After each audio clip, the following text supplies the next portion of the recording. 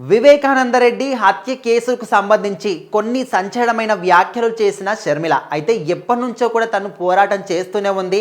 అక్కడ తన కూతురు సునీత కానీ తన ఆత్మకైనా కూడా ఖచ్చితంగా న్యాయం జరగాల్సిందే. ఈ కేసులో ప్రధాన నిందితుడు ఎవరు, ఆయన్ని ఖచ్చితంగా పట్టుకోవాల్సిందే, కఠినంగా శిక్షించాల్సిందే అనే విధంగా ఎప్పుడు కూడా షర్మిల మాట్లాడుతూనే ఉంటుంది. అయితే ఈ కేసులో మధ్యంతర బెయిల్తోని ఇప్పుడు బయట తిరుగుతూ ఉన్నటువంటి సాక్ష్యాలు ఆధారాలని తారుమారు చేయడానికి ప్రయత్నిస్తున్నాడు ఇప్పుడున్నటువంటి ఎంపీ అవినాష్ రెడ్డి. సో మరి ఈయన గురించి మాట్లాడుతూ ఈ విధంగా నేరం చేసిన వ్యక్తుల్ని బయటకి మధ్యంతర బెయిల్తోని వదిలిపెడితే వాళ్ళు ఖచ్చితంగా ఉన్నటువంటి సాక్ష్యాధారాలని తారుమారు చేయడానికి ప్రయత్నిస్తూ ఉంటారు. ఇప్పటికే ఎవరైతే వివేకానందరెడ్డి హత్య కేసులో కొంతమంది సాక్షులు ఎవరైతే ఉన్నారో వాళ్ళు ఒక్కొక్కరిగా చనిపోతూ వస్తున్నారు. ఏ విధంగా చనిపోతున్నారు, ఎందుకు చనిపోతున్నారు, ఎవరు చంపేస్తున్నారు. సో ఇలాంటి వ్యక్తులే, వీళ్ళందరి మైండ్లు కూడా ఒక క్రిమినల్ మైండ్గా ఉంటాయి. వాళ్ళు ఎప్పుడు కూడా ఆలోచించే విధానం కూడా అదే విధంగా ఉంటుంది. కాబట్టి వాళ్ళ మీద నుంచి ఏదో ఒక విధంగా కేసు తప్పిపోవాలి, వాళ్ళు నిర్దోషులుగా బయటికి రావాలని చెప్పేసి ఎదుటి మనిషిని చంపేయడానికి కూడా వాళ్ళు వెనకాడరు. అదేవిధంగా సాక్షులందరినీ కూడా కనుమరుగయ్యే విధంగా చేస్తున్నారు. ఉన్నటువంటి ఆధారాలని కూడా తారుమారు చేయడానికి ప్రయత్నిస్తున్నారు. ఇప్పుడు వివేకానందరెడ్డి హత్య కేసులో ప్రధాన నిందితుడిగా ఉన్నటువంటి వ్యక్తులు ఎక్కడున్నారు, మరి వాళ్ళని ఎవరు కూడా ఎందుకు పట్టుకోలేదు, ఇదంతా కూడా పక్కన పెడితే తన కూతురు, సొంత కూతురు సునీతనే తనని హత్య చేయించింది అనే విధంగా ఇప్పుడు పోర్ట్రేట్ చేస్తున్నారు అవినాష్ రెడ్డి లాంటి వ్యక్తులు. సో మరి ఇలాంటి వాళ్ళని ఎందుకు పట్టించుకోవట్లేదు, గవర్నమెంట్ ఏం చేస్తుంది, ఇన్ని రోజుల పాటు ఎన్ని రోజులని వాళ్ళ కూతురు వెయిట్ చేస్తుంది, వాళ్ళ నాన్నకి న్యాయం జరగడానికి తను ఎన్నో ఆశలతోని వెయిట్ చేస్తుంది.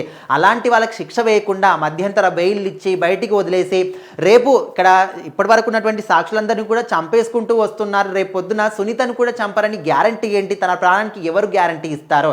అండ్ సునీత కూడా నేను ఎప్పుడో చెప్పాను, ఖచ్చితంగా నీ వెనకాల నేను ఉంటాను, ఈ కేసులో నీతో పాటు నేను పోరాడతాను, అది ఎంత పెద్ద వ్యక్తి అయినా ఉండని, నా తోబుట్టు అయినా ఉండని, ఖచ్చితంగా నేను పోరాటం చేస్తానని అప్పుడు చెప్పాను, ఇప్పుడు చెప్తాను, ఎప్పుడు చెప్తూనే ఉంటాను.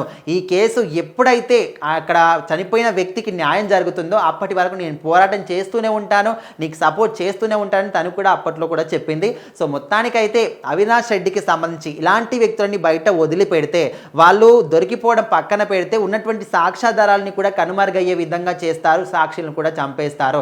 సో మరి ఇలాంటి వాళ్ళని వెంటనే గుర్తించి ఖచ్చితంగా జైల్లో వేసి కఠినంగా శిక్షించండి అనే విధంగా ప్రభుత్వాన్ని కూడా కోరుకుంటుంది. అదేవిధంగా ఇప్పుడున్నటువంటి ప్రభుత్వం కూడా ఇచ్చిన హామీలను కూడా సక్రమంగా నెరవేర్చాలి, రాష్ట్రం అభివృద్ధి చెందే దిశగా ముందుకు తీసుకెళ్ళాలి, మీరు ఇచ్చిన హామీలన్నీ కూడా ఇంకా నెరవేరట్లేదు, వాటి గురించి కూడా ఆలోచించండి అనే విధంగా గవర్నమెంట్ని కూడా అడుగుతుంది. ఏదేమైనప్పటికీ కాంగ్రెస్ సంబంధించి షర్మిల ఎప్పుడు కూడా తను ప్రజల కోసం కావచ్చు, తన రాష్ట్రం కోసం పోరాడుతూనే ఉంటుంది. అండ్ ఇక్కడ జగన్మోహన్ రెడ్డిని ఉద్దేశించి కూడా ఇంకా కొన్ని వ్యాఖ్యలు కూడా చేసింది.